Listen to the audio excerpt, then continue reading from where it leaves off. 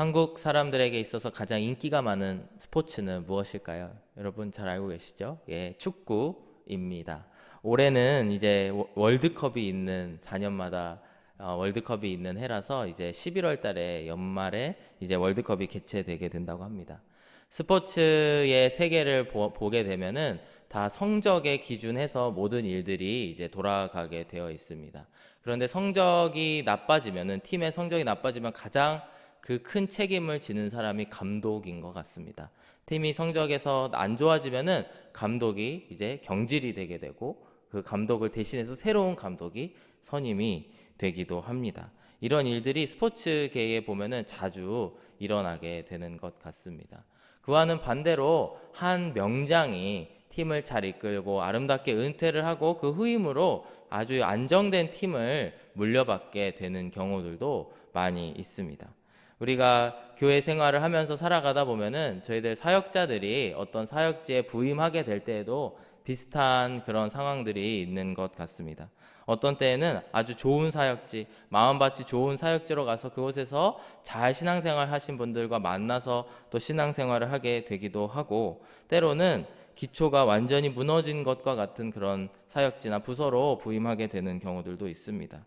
저도 처음으로 사역을 시작하게 됐을 때 이제 유치부 어린 아이들을 맡게 됐었는데요.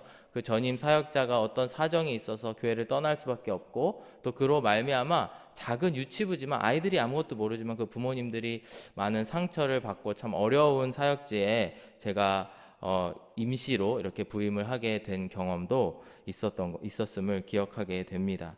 아마도 오늘 에스라가 이 사역지라고 할 수 있는 이 이스라엘 땅에 돌아오게 된 이후의 모습들을 보면 아주 어려운 그런 상황 가운데에 있는 곳으로 간 것을 우리가 볼 수가 있습니다. 우리가 앞서서 차근차근 살펴보아서 잘 아시겠지만 에스라는 2차 귀환을 하게 된 2차 포로 귀환을 이끌었던 지도자입니다. 그와는 수십 년의 그 시간차로 1차 귀환이 이루어졌고 그들로 말미암아 성전 건물이 다시 한번 세워지게 되었습니다. 그 이후로 2차 귀환을 에스라를 통해서 하게 되는데요. 에스라가 이곳에 와서 본 상황들은 아주 비참한 상황들을 그가 보게 되었습니다. 70년간 포로 생활을, 아주 오랜 포로 생활을 하게 되어서 그곳에서 지냈던 사람들 뿐만 아니고 불과 몇십 년 전에 귀환하게 된 1차 귀환을 하면서 하나님의 큰 은혜를 맛본 사람들조차도 하나님께서 하지 말라고 금하신 통혼, 그곳에 살고 있었던 이방 민족들과 함께 통혼을 하면서 한 민족을 이루면서 살아가는 모습들을 보게 된 것입니다. 그래야 해서 어제 우리 9장 말씀을 함께 살펴보았지만 9장 5절 6절의 말씀을 보면은 에스라가 이와 같이 회개의 기도를 하고 있음을 우리가 함께 살펴보았습니다. 저녁 제사를 드릴 때에 내가 근심 중에 일어나서 속옷과 겉옷을 찢은 채 무릎을 꿇고 나의 하나님 여호와를 향하여 손을 들고 말하기를 나의 하나님이여 내가 부끄럽고 낯이 뜨거워서 감히 나의 하나님을 향하여 얼굴을 들지 못하오니 이는 우리 죄악이 많아 정수리에 넘치고 우리 허물이 커서 하늘에 미침이니이다. 이렇게 고백하고 있습니다.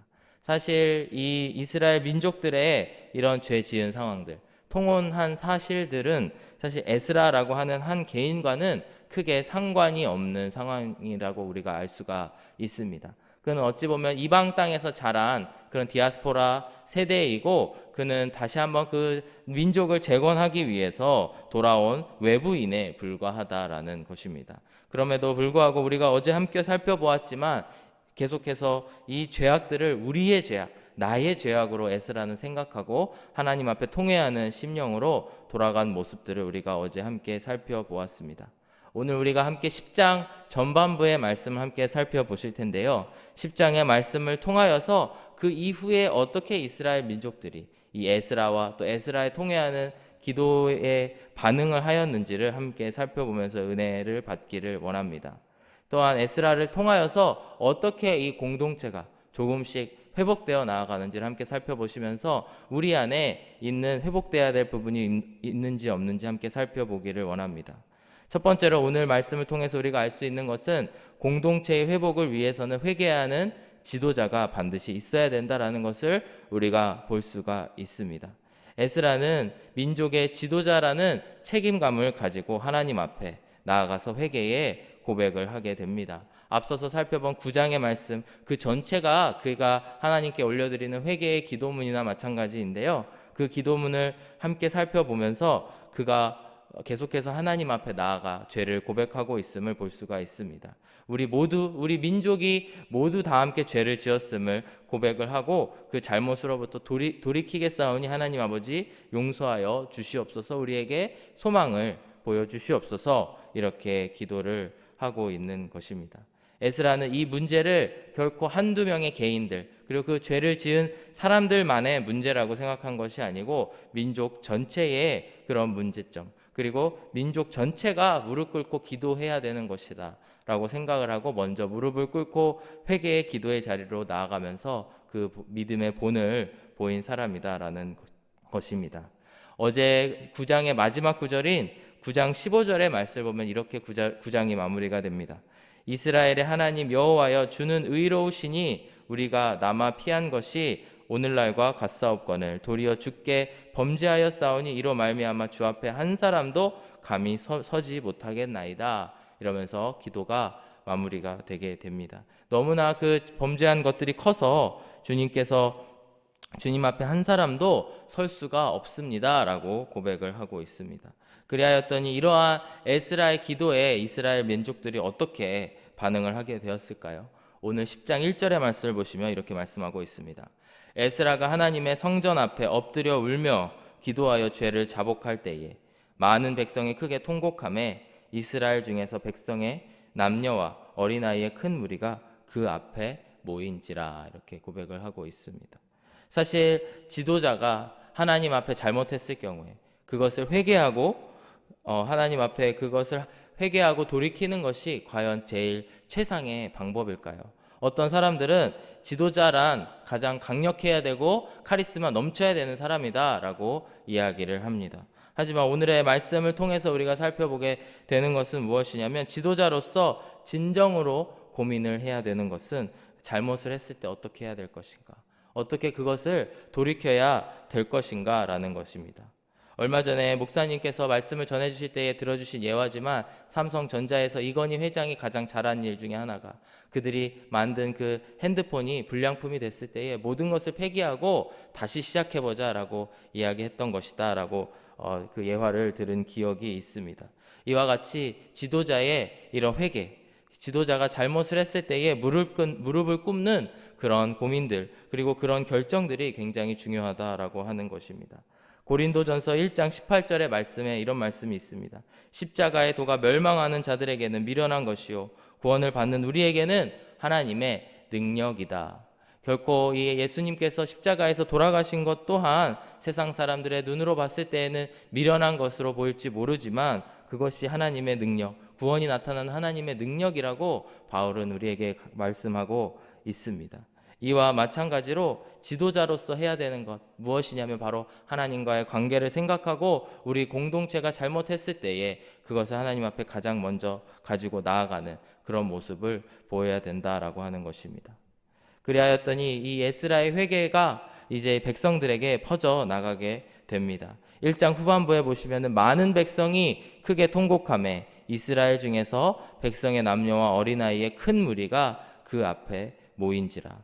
지도자가 하나님 앞에서 진정한 회개의 모습을 보였을 때에 사람들이 그것을 보고 자복하고 나아오는 모습을 볼 수가 있습니다. 이와 같이 진정한 회개, 마음으로 다한 하나님 앞에서 하는 회개는 전염성이 있다라는 것을 볼 수가 있습니다. 에스라 한 사람을 통하여서 그는 외부인 같은 사람으로 여겨졌을지 모르지만 그 사람 한 사람을 통하여서 이 모든 민족에게 회개의 물결이 넘쳐나게 되는 그런 모습들을 보게 됩니다. 그중 한 사람이 2절에 나오는 스가랴라고 하는 사람입니다. 그는 앞장서서 에스라의 이러한 회개에 동참하고 동조했던 사람입니다. 2절의 말씀을 보시면은 엘람 자손 중 여히엘의 아들 스가냐가 에스라에게 이르되, 이러면서 말씀이 시작이 됩니다. 이 스가냐라고 하는 사람은 어떤 사람일까요? 그를 엘람 자손이라고 소개를 하고 있는데 1차 기한에서 돌아온 사람들의 목록이 2장에 나와 있습니다. 2장 7절의 말씀에 보시면 엘람 자손이 약 1254명이 돌아왔다라고 하는 말씀으로 모아서 아마도 이 스가냐라고 하는 사람은 그 1차 귀환 때에 돌아온 사람이거나 아니면 돌아온 사람들의 후손이다라고 하는 것입니다. 이후에 10장 맨 마지막 구절에 보면은 통혼했던 사람들, 그 사람들의 목록이 나오게 되는데요. 그곳에서는 스가냐의 이름을 찾아볼 수가 없습니다. 그걸 통해서 스가냐가 통혼을 했는지 안 했는지, 범죄를 했는지 안 했는지를 우리가 정확히 알 수는 없지만 이걸 통해서 알 수 있는 것, 그 통혼을 했던 무리들, 에스라가 지금 지적하고 그들을 이제 잘못을 이야기하고 있는 그 사람들의 가운데에 나왔던 사람이 스가냐라고 하는 것입니다. 예를 들면 한 교회 공동체가 있습니다. 교회 공동체가 죄에 빠져서 그 공동체가 다 함께 회개를 해야 되는 일들이 있었다고 가정을 해봅시다. 그랬을 때에 외부에서 오신 지 얼마 안 된 목사님이 우리가 회개해야 됩니다. 우리가 하나님 앞에 통회하는 심령으로 나아가야 됩니다. 라고 이야기를 하자 어찌 보면 그 교회 안에 있는 그곳에서 자란 한 청년이 혹은 한 사람이 그 목사님의 말씀을 듣고 회개하고 회개에 동조를 하게 됐다라고 하는 것입니다. 에스라에게 이 한 사람 스가냐라고 하는 사람이 얼마나 큰 힘이 됐을까요? 얼마나 천군만마를 얻은 것과 같이 큰 힘이 되었을까요? 어찌 보면 에스라는 가장 핵심이 되는 우리가 해야 될 일, 회개를 하면서 나아갔을 때에 하나님께서는 스가냐라고 하는 사람을 세우시고 그로 말미암아 온 민족이 다시 한번 회개할 수 있는 토대를 마련해 주고 계시는 모습을 볼 수가 있습니다. 이 기록상 이 스가냐라고 하는 사람에 대한 기록은 많지 않아서 그가 제사장이었던 것도 아니고 그저 평범한 백성 중에 한 명이었다라고 우리는 추측을 해볼 수가 있습니다. 세상적으로 봤을 때는 어떤 지위도 없고 그저 백성 중에 한 사람이지만 그 사람이 에스라의 사역에 가장 큰 힘이 되어주고 또 민족이 회개하는 데에 중요한 역할을 하고 있음을, 그리고 그곳에 희망이 있음을 우리가 함께 살펴볼 수가 있습니다. 사랑하는 여러분, 우리가 살아가다 보면은 또 신앙생활을 하다 보면은 회개해야 될 일들은 언제나 있습니다. 우리가 회개를 멈추는 순간이 우리의 신앙이 타락하고 있는 순간이라고 생각을 합니다. 그 와중에 우리가 회개해야 되는 상황 가운데에서 여러분들께서 그리고 제가 가장 먼저 회개하는 그런 한 사람, 스가냐와 같은 한 사람이 되시기를 간절히 소망합니다. 그리고 스가냐는 그가 믿었던 것이 무엇이냐면 바로 그것에 소망이 있음을 믿었던 사람임을 우리가 알 수가 있습니다. 2장 후반부의 말씀을 우리가 함께 2절 후반부의 말씀을 함께 살펴보시면 스가냐가 이렇게 이야기를 합니다. 우리가 우리 하나님께 범죄하여 이 땅 이방 여자를 맞이하여 아내로 삼았으나 이스라엘에게 아직도 소망이 있나니 곧 내 주의 교훈을 따르며 우리 하나님의 명령을 떨며 준행하는 자의 가르침을 따라 이 모든 아내와 그들의 소생을 다 내보내기로 우리 하나님과 언약을 세우고 율법대로 행할 것이라, 이렇게 이야기를 하고 있습니다. 3절의 말씀에서 내 주의 교훈을 따르며, 내 주의 교훈이라고 하는 것은 에스라의 교훈을 이야기를 하고 있습니다. 그리고 우리 하나님의 명령을 떨며 준행하는 자, 에스라와 그 무리들의 가르침을 따라서 우리가 행하겠습니다. 이렇게 고백을 하고 있습니다. 2절의 말씀에 아직도 소망이 있다, 아직도 소망이 있음을 깨달은 스가냐가 에스라의 그 선지자, 지도자인 제사장 에스라의 가르침에 이렇게 동조하고 있는 모습을 우리가 함께 살펴볼 수가 있는 것입니다. 4절의 말씀을 보시면은 이와 같이 그는 그의 말을 마무리하는데요. 이는 당신이 주장할 일이니 일어나소서, 우리가 도우리니 힘써 행하소서 하니라. 이렇게 에스라에게 이야기를 하고 있습니다. 당신이 제사장으로서 이 일들을 온 백성에게 말씀을 해 주십시오. 그러면 제가 따르고 나아가겠습니다. 라고 이야기를 합니다.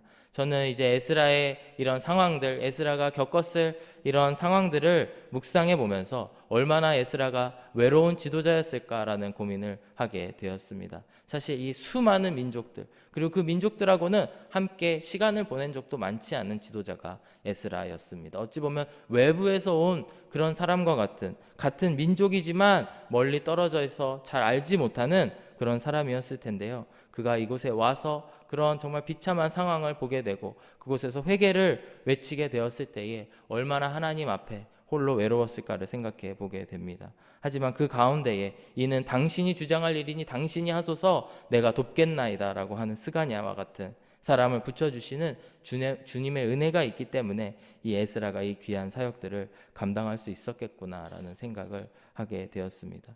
사랑하는 여러분, 우리가 신앙생활을 하는 가운데 이 공동체 안에, 하늘의 공동체 안에 어떤 때에는 여러분들께서 지도자로 세움을 받을 때가 있습니다. 그리고 어떨 때는 팔로워로 그를 쫓아가고 세워야 할 시기들이 있습니다.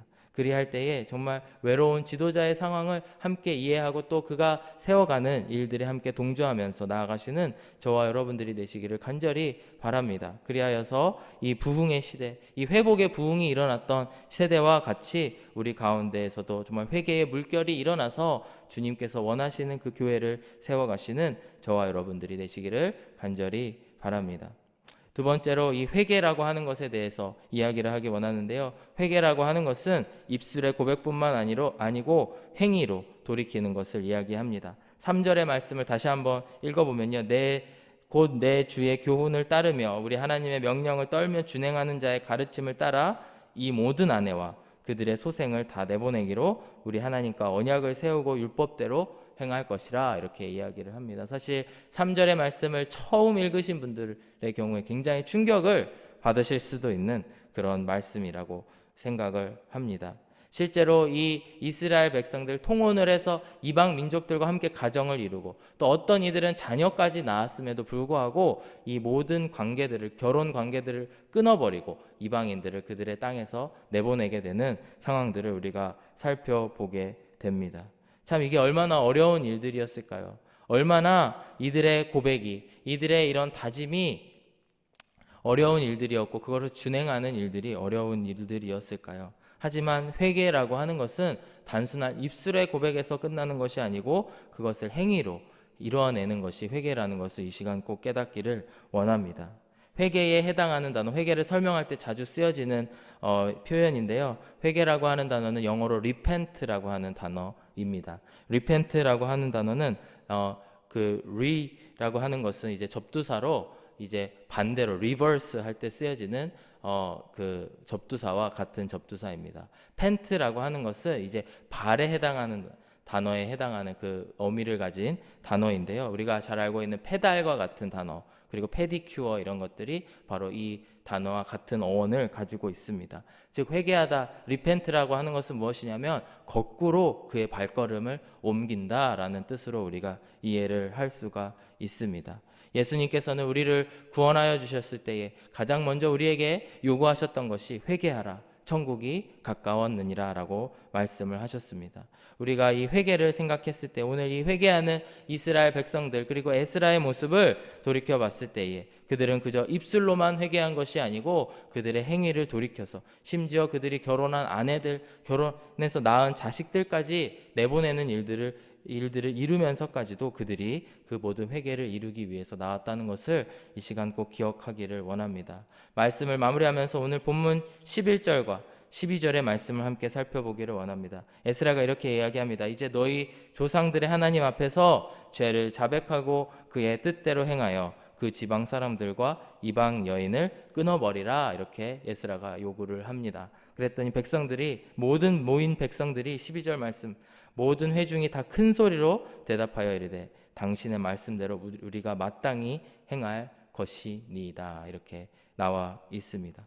사랑하는 여러분, 오늘 우리가 꼭 기억해야 될 것, 우리의 공동체가 회복되기 위해서 그리고 그 전에 나의 신앙이 회복되기 위해서 우리가 반드시 해야 될 것은 바로 주님 앞에 회개하는 일입니다. 회개라고 하는 것은 꼭 행위를 수반해야 되는 것입니다. 그리고 우리가 공동체 안에서 지도자의 자리에 섰을 때에 그게 아무리 작은 것을 지도하는 지도자일지라도 정말 회개하는 지도자가 되시면서 하나님께서 원하시는 공동체, 귀한 공동체를 세워가시는 저와 여러분들이 되시기를 간절히 바랍니다. 함께 기도하시겠습니다. 사랑하는 아버지 하나님 감사합니다. 오늘도 에스라의 말씀을 저희에게 허락하여 주시고 주님의 말씀을 듣게 하여 주심에 감사드립니다.